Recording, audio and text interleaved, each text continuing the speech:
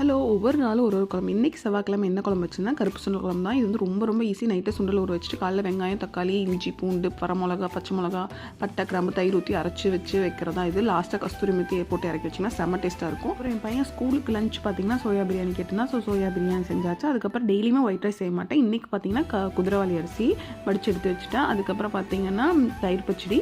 அப்புறம் வந்து அவன் பாப்கார்ன் வேணும்னு கேட்டிருந்தான் ஸ்கூலுக்கு கொண்டு போகணும் அப்படின்னு. இந்த பேக்கெட் பார்த்தீங்கன்னா டிமார்ட்டில் இருக்குது. ஸோ இந்த ட்ரை கார்னை வந்து இதில் வந்து நான் கடலெண்ணெய் ஒரு 2-3 ஸ்பூன் நல்லாவே ஊற்றலாம். அதுக்கப்புறம் பார்த்திங்கன்னா நெய், உப்பு, மஞ்சத்தூள் போட்டு நல்லா வந்து கலக்கி விட்டுட்டு அதுக்கப்புறம் பேனில் எப்பயும் போல் நீங்கள் பாப்கார்ன் செய்கிற மாதிரி செஞ்சுக்கலாம். இது வந்து செம்ம டேஸ்ட்டாக இருக்கும். அப்புறம் காலைல என் பையனுக்கு பிரேக்ஃபாஸ்ட்டுக்கு வந்து அந்த ரைஸை குதிரைவாளி அரிசியும் அந்த சுண்டலும் கொடுத்துருந்தேன். பட் அவன் வந்து எனக்கு கொஞ்சம் பிரியாணி வேணும்னா ஸோ கொஞ்சம் பிரியாணி போட்டு அவன் சாப்பிட வச்சாச்சு. பாப்கார்ன் பேக் பண்ணுறதுக்கு முன்னாடி கொஞ்சோண்டு பெப்பர் மட்டும் போட்டுக்கிட்டேன். கொஞ்சம் சளி பிடிக்கிற மாதிரி இருந்தது பையனுக்கு. ஸோ பெப்பர் போட்டு அவன் சாப்பிட்டுப்பான், ஒன்றும் பிரச்சனை இல்லை. வீடியோ பிடிச்சா லைக், ஷேர் அண்ட் சப்ஸ்கிரைப்.